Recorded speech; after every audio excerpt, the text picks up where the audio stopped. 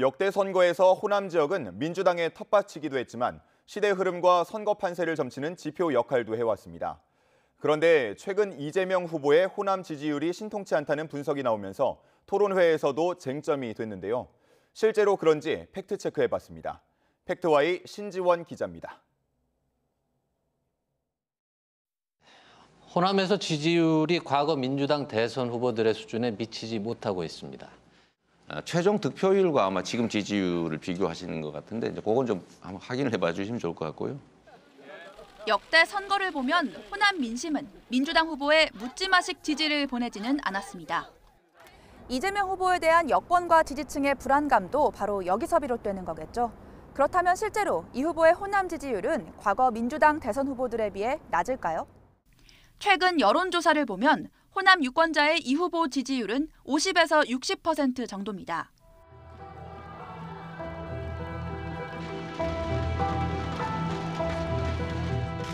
탄핵이나 경선, 후보 단일화 같은 변수가 워낙 많아서 조사 시점을 통일해 과거 대선과 비교할 수는 없는데요.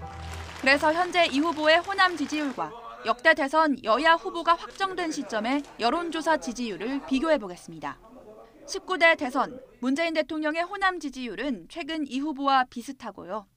18대 대선 때는 문 대통령의 지지율이 선거 한 달 전까지 37%에 그쳤는데 안철수 후보와 단일화 이후 75%로 급격히 상승합니다. 17대 대선 정동영 후보의 호남 지지율은 40%대에 그쳤고 16대 고 노무현 전 대통령 역시 단일화 전까지 호남에서 전폭적인 지지를 받은 건 아닙니다. 그런데도 언론 보도는 물론이고 정치권에서도 이 후보의 호남 지지율이 낮다고 하는 이유. 이 후보의 여론조사 지지율을 과거 민주당 후보들의 최종 득표율과 비교하는 오류 때문입니다. 보시는 것처럼 호남에서 민주당 후보의 최종 득표율은 여론조사 지지율보다 크게 높았습니다.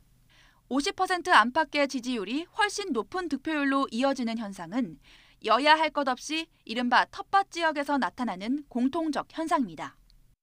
이런 현상이 나타난 이유는 지역 내 저관여층 혹은 부동층이 주변의 평가나 분위기에 편성해서 결국은 지역 내 강세 후보로 의견을 정리하기 때문입니다.